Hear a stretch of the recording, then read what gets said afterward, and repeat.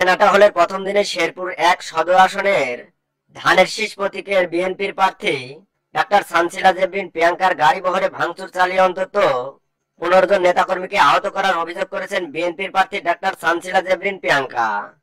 তিনি সাংবাদিকদের জানায়, আজ ২৪শে ডিসেম্বর সোমবার বিকালে সদর উপজেলা ঘুঘুরাকান্দি এলাকায় নিজের একটি পাজারো গাড়িতে তার মা সহ অন্যান্য আত্মীয় স্বজন ও দলের নেতাকর্মীদের নিয়ে নিয়মিত গণসংযোগের অংশ হিসেবে বের হয়।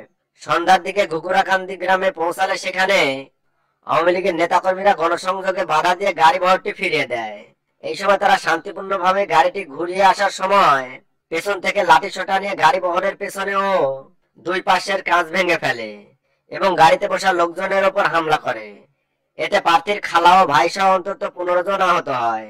পরে প্রার্থীর গাড়িটি নিয়ে শহরে ফিরে এসে বিষয়টি জেলা প্রিজাইডিং কর্মকর্তা ও জেলা প্রশাসক আনারকলি মাহবুবের কার্যালয়ে দেখা করতে চাইলে প্রথমে তাকে রিটার্নিং কর্মকর্তা দেখা করতে না চাইলে তার দরজার সামনে বসে প্রায় ৪০ মিনিট অবস্থান নেন ডাক্তার প্রিয়াঙ্কা।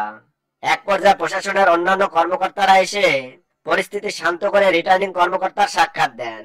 এদিকে কার্যালয়ের নিচে উত্তেজিত নেতাকর্মী ও আত্মীয়রা ক্ষোভ জানালে সেখানে অবস্থানরত আইন শৃঙ্খলা রক্ষাকারী বাহিনী পুলিশ সদস্যরা প্রার্থীর আত্মীয় স্বজন সহ ১১ জনকে আটক করে থানায় নিয়ে যায়। এদিকে ডাক্তার প্রিয়াঙ্কা আবেগজড়িত হয়ে জেলা রিটার্নিং কর্মকর্তাকে ঘটনার বিবরণ খুলে বললে এর বিচার ও তার নিরাপত্তার দাবি জানায়।